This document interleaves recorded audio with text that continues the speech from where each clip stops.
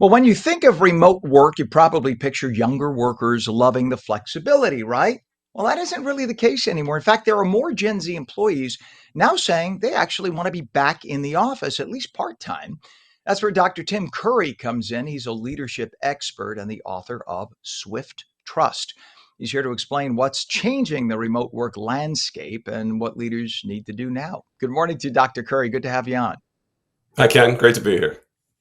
Well, so why are younger workers wanting to head back into the office? All we heard for the longest time was, oh, they like to work remotely. They're not social. They're from the generation that doesn't like to interact, but now they want to be in. Yeah, they do, in increasing numbers. While just like all of us, they may enjoy autonomy and flexibility that remote work might provide. But younger workers, entry level Gen Z workers, are finding, 6 to 8 hours on Zoom with your camera off, surprisingly unfulfilling. And they want to looking for more out of their life, and they're not unaware that most of the world used to operate a little bit differently, with a lot of human interaction and this thing we used to call the office, and so they're strangely attracted to it now. But a lot of that also have to do with the younger ones who dealt with, college at home during COVID, Yeah, and so they're just done with it, and they just want to have some kind of social interaction.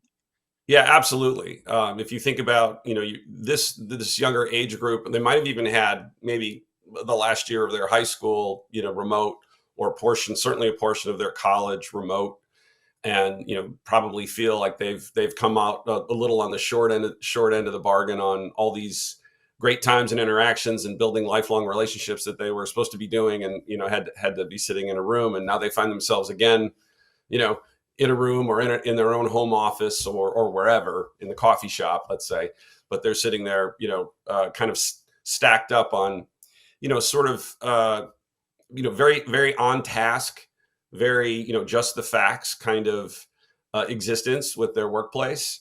And they're looking for more, but more like, probably you and I got when we were in our 20s, or entering the workforce.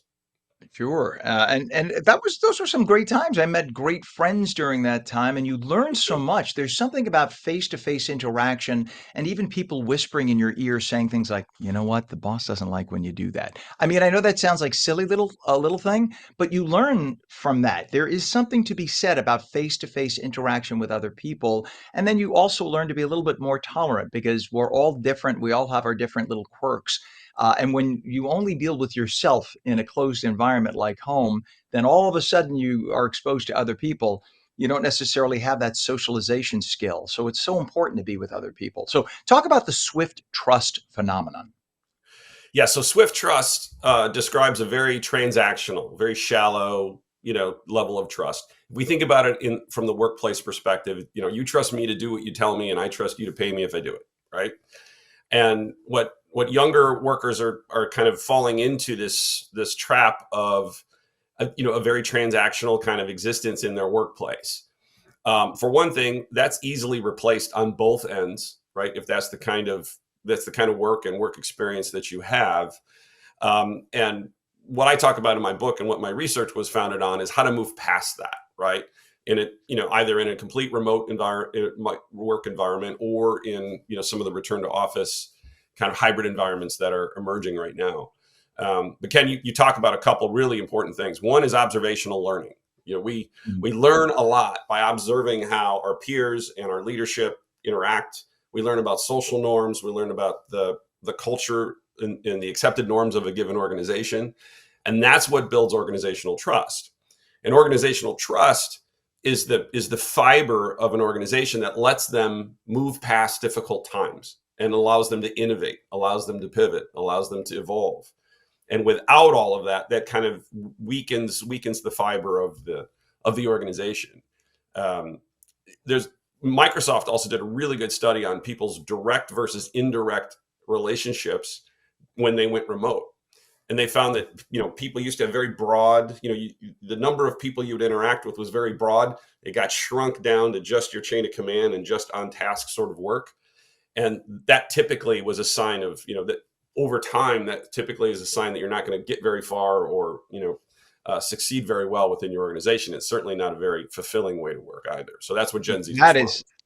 That's fascinating. I love the fact that they studied that, and it makes so much sense. And do you think then the answer is hybrid work, even if it's just a day a week, being able to have a flexible work from home day? It doesn't have to be every Friday. It could be maybe Wednesday. Maybe next week I'll work every 5 days in the office or whatever. Just some kind of a hybrid schedule. Yeah, I think to be clear, I want to be fair. There are some companies absolutely thriving working remotely, but they tend to be smaller organizations where the leadership team knew each other from the before times, have a lot of trust, they can finish each other's sentences, and they can impart that on the rest Mhm. of the culture in the organization.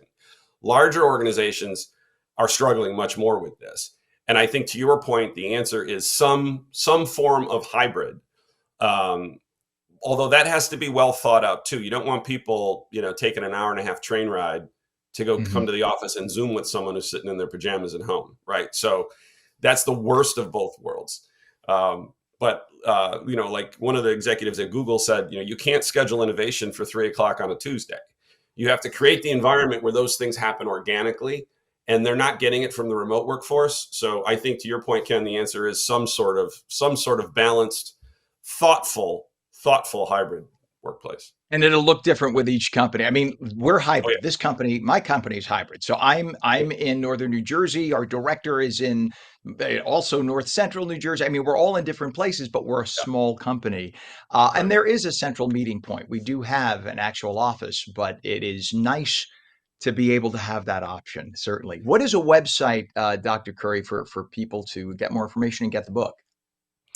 Yeah, you can find the book at swifttrustbook.com. You can also find it on Amazon, and I hope people take a look at it. I think it's very timely, and I think that we're still kind of figuring out what the new operating system is going to be for this world as we kind of settle into some pattern, whether it be hybrid or remote or some combination.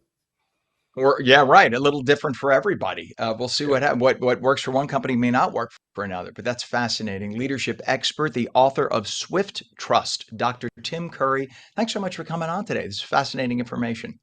absolutely. Thanks for having me, Ken. You bet.